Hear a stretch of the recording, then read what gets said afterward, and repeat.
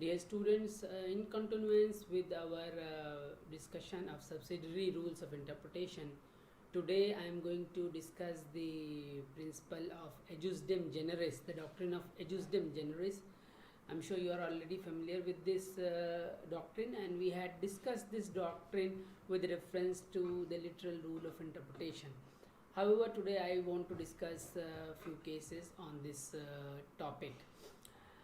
The doctrine of ejusdem generis basically means that if there are general words which are preceded by specific words, then the general words can be restricted in their meaning and scope, provided that the words preceding the general word, they constitute a genus, they constitute a category.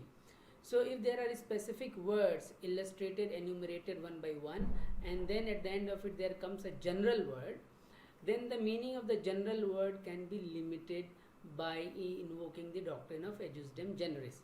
However, the condition always remains that the words preceding the general word must constitute a category, a genus. You should be able to find out that yes, there appears to be some kind of consistent pattern or category. That is the only situation when the meaning of general word can be restricted. Otherwise, the rule is that general words must be given their ordinary meaning. So in a way, you can see that by the application of the principle of ejusdem generis, one can modify the meaning of the ordinary meaning of a word, and therefore it is an instance of golden rule of interpretation. And I have discussed earlier also that the subsidiary rules of interpretation, they are used, invoked in combination with one or the other main rule of interpretation. So the doctrine ejusdem generis means that the wider words, general words, must be limited in their meaning. They must take their color from the words which are preceding the general word, and therefore must receive a limited meaning. The first case which I want to discuss, where the doctrine of ejusdem generis was in fact applied by the court, although this doctrine at the very outset, let me point it out, is not very widely used, because it modifies the meaning of a general word and restricts the scope of the word used in a statute. The case which I want to discuss is assistant collector of central excise Guntur versus Ramdev Tobacco Company, decided by the Supreme Court in 1991. In this case, the respondent was a dealer in tobacco, and he had a warehouse company. He had a license to deal with the tobacco and its products, and he basically, what he did was he was trying to undervalue the quantum of his transportation and transfer of quantum of his sales of the tobacco and its products. So the excise officer, when he found out, he issued a show cause notice to the respondent. In this case, the excise officer is the appellant, and then they, after giving him a personal hearing and after going through the documents and details of the case, arrived at a conclusion that the respondent had in fact undervalued his account books, and he has not paid the duty, excise duty, which was due on him. But the respondent, against this order, the show cause notice and the order of the appellant, of the excise officer, filed a writ petition before the High Court under Article 226.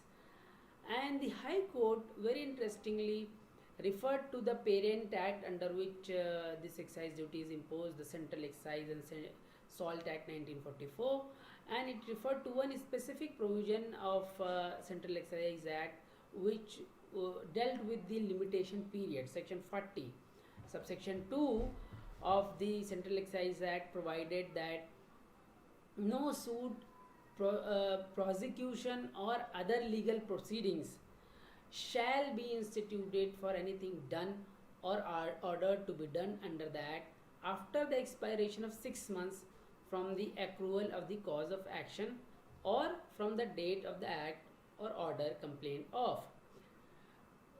So, there was a period of 6 months prescribed for suits, prosecution, and other legal proceedings.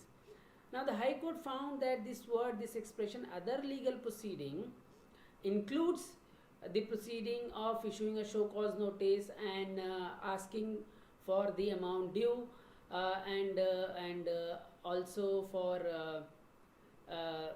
it includes also the penalty which was imposed by the officer. So if all those proceedings and action which were taken by the appellant, by the excise officer under the Act, if they are covered within the expression other legal proceeding, and if the period of 6 months had expired when those proceedings were initiated, then the respondent cannot be held liable. The proceedings will be barred by time under section 40 subsection 2. So the key question, the issue which was framed here in this case was whether this expression other legal proceeding, which are preceded by the word suit and prosecution, the opening words are no suit, opening words of section 40 subsection 2 are no suit, prosecution or other legal proceeding shall be instituted. So that was the issue. The issue was whether those the action of issuing a show cause notice and the initiation of consequential adjudication proceedings, asking him to appear in person and asking him to pay a penalty, to pay all the dues on him, after 6 months, whether if those actions are completed, covered within the proceeding, other legal proceeding used under section 40, then of course they are going to be beyond the competence of the excise officer, because the action will be barred by time. In this case, the additional solicitor general submitted in his arguments that the expression other legal proceeding must be read adjusdem generis with the preceding expressions suit and prosecution, and if so read, it becomes clear that the department's action cannot come within the purview of other legal proceeding. So the additional solicitor general in this case argued that the meaning of this word other legal proceeding has to be construed with reference to suit and prosecution which is instituted, and because the show cause notice and the personal appearing and the demand for the dues and also the penalty is not in the nature of suit, is not in the nature of prosecution, therefore we cannot include that action in the expression other legal proceedings. We must read the expression other legal proceeding adjusdem generis, which means that although the word is very wide, other legal proceeding is very comprehensive, but its meaning must be restricted by the word suit and prosecution, which are obviously very clearly always instituted before a court of law. So because those proceedings taken by the appellant in this case were not proceedings instituted before a court of law, the expression other legal proceeding must receive a restricted meaning by the application of the doctrine of adjusdem generis. Supreme Court in this case went on to explain the doctrine of adjusdem generis, as we just discussed, that wherever there appears to be a genus, a category constituted by words preceding a general word, then the general word must receive a restricted meaning. And in this case, the court went on to hold that section 40 subsection 2, other use of this expression other legal proceeding has to receive a narrow restricted meaning, and the action taken by the central excise officer, by the appellant in this case, will not amount to other legal proceeding to be hit by the limitation of time created by section 40 subsection 2 of the Central Excise Act. No.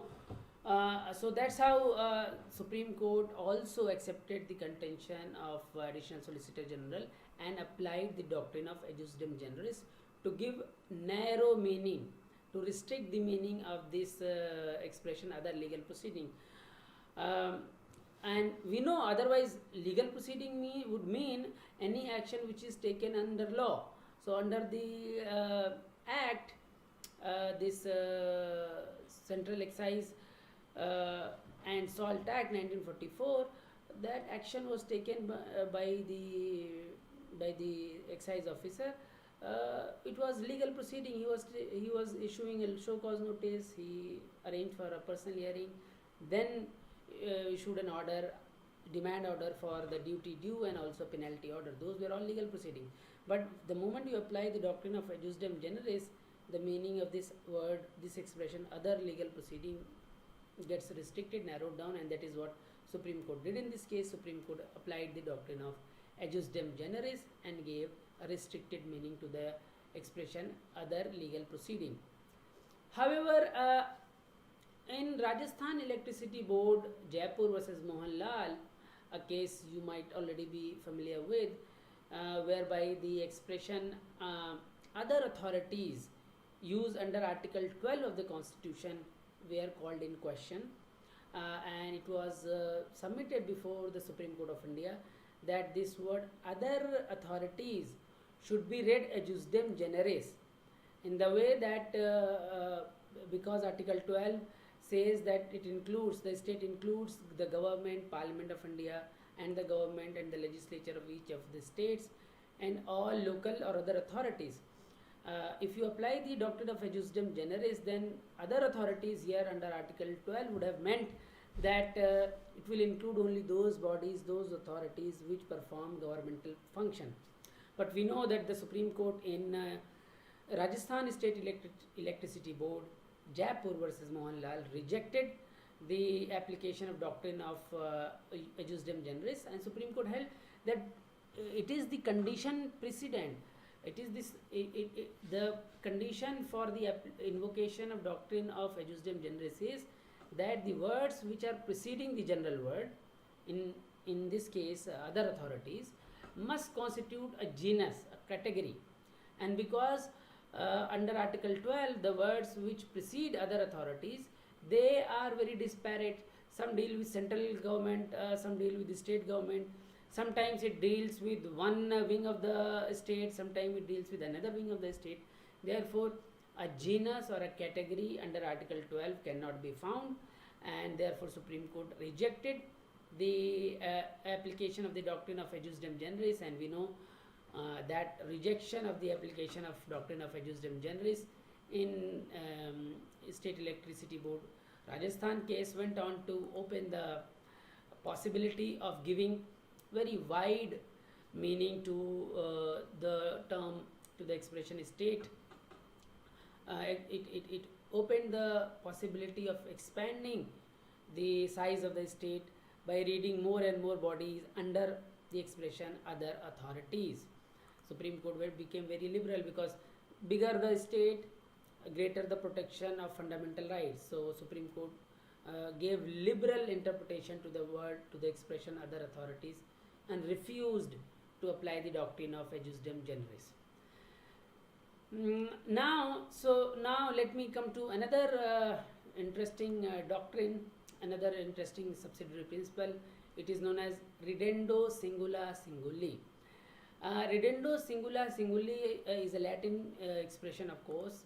It appears to be very high sounding word, but it only means the corresponding meaning in English language is respectively or as applicable. So it is used in the sense, it is used to convey the sense that if there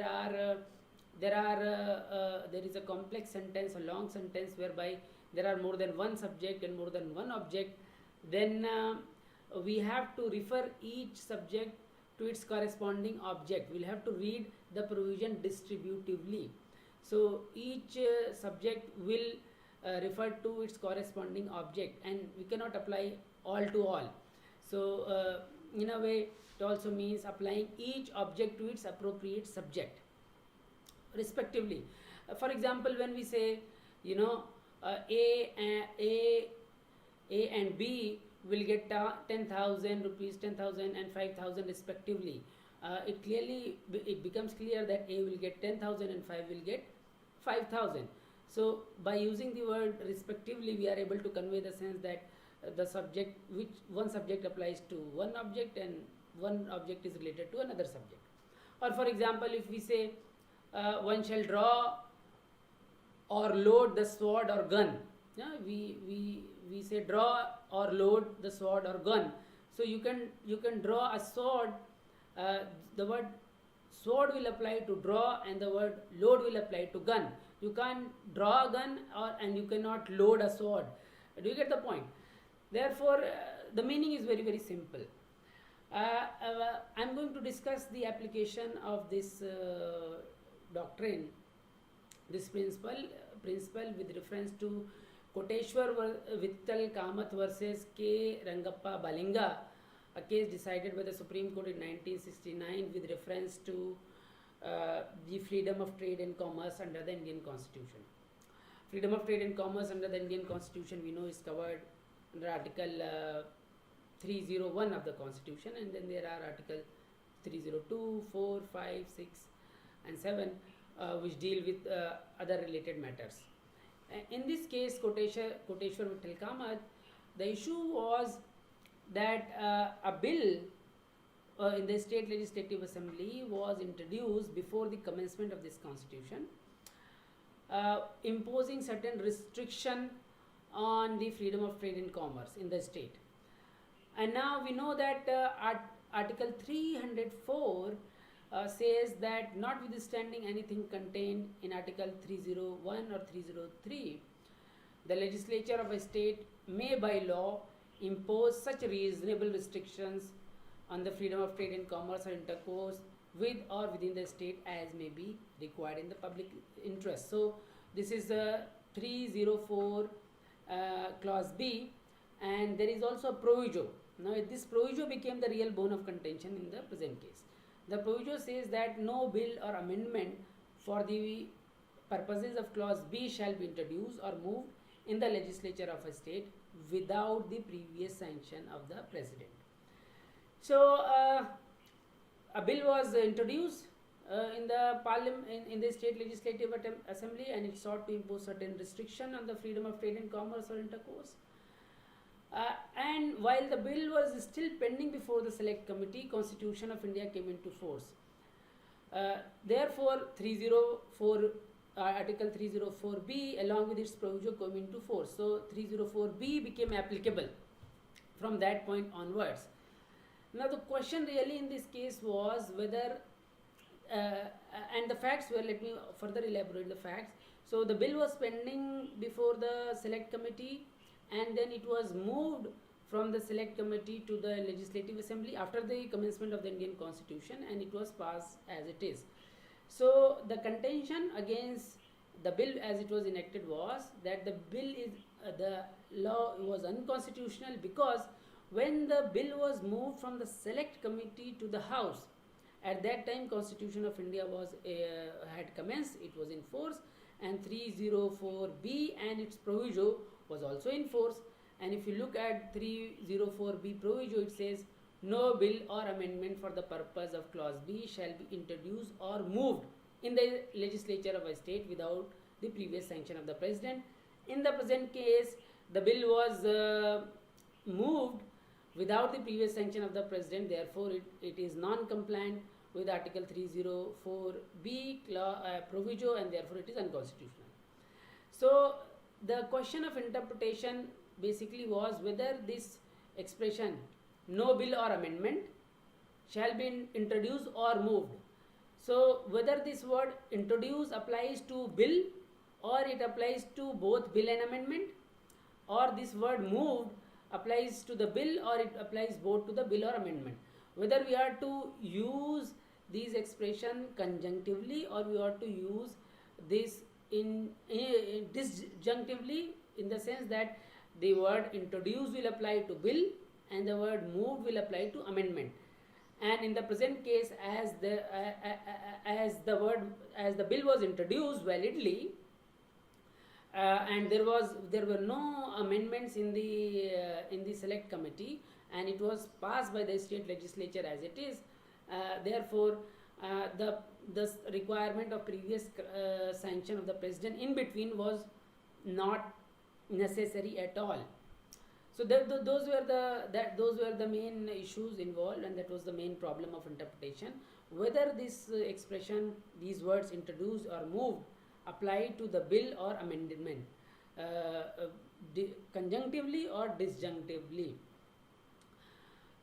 Supreme Court in this case referred to this doctrine of this principle of ridendo singula singuli, and it went on to hold that that we cannot that these words introduce or move cannot be held to be to refer to the bill simultaneously. They are to be used disjunctively, and the bill, as when it was introduced, was validly introduced.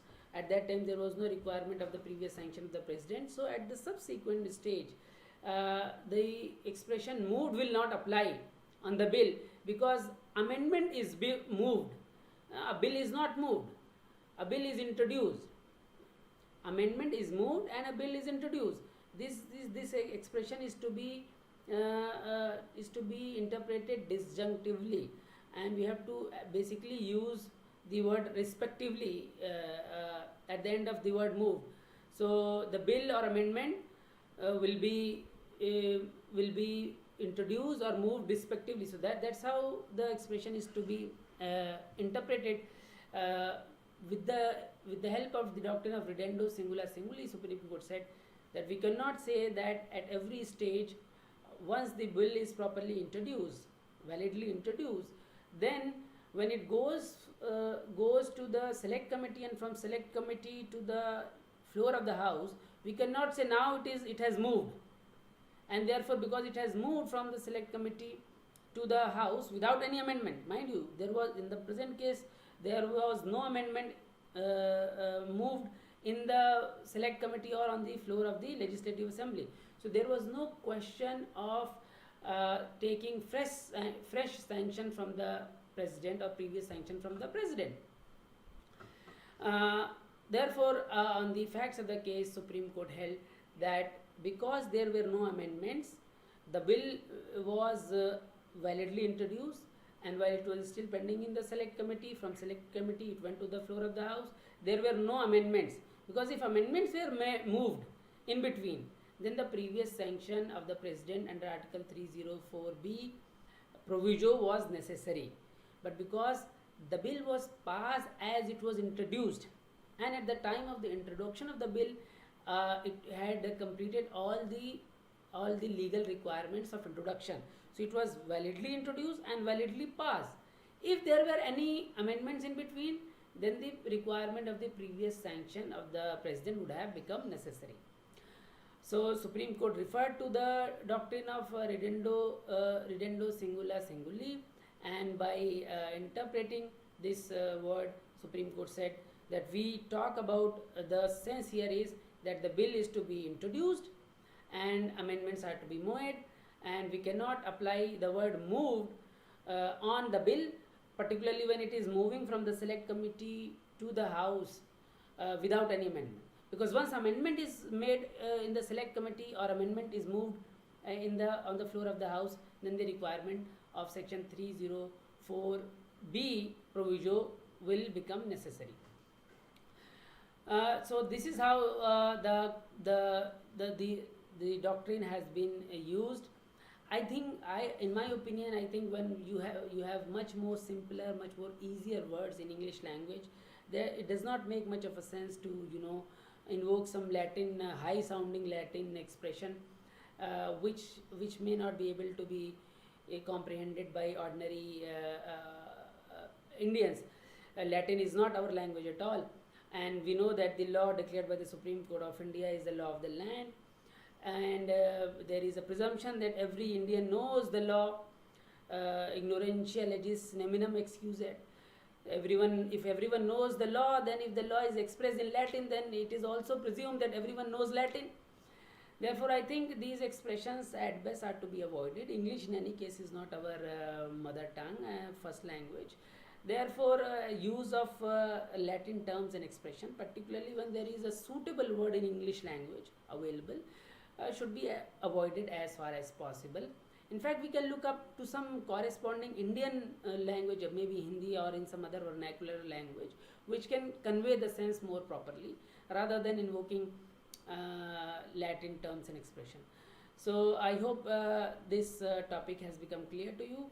In case you have any questions or comment, you can write to me so that I can cover it in the next video. Thank you so much.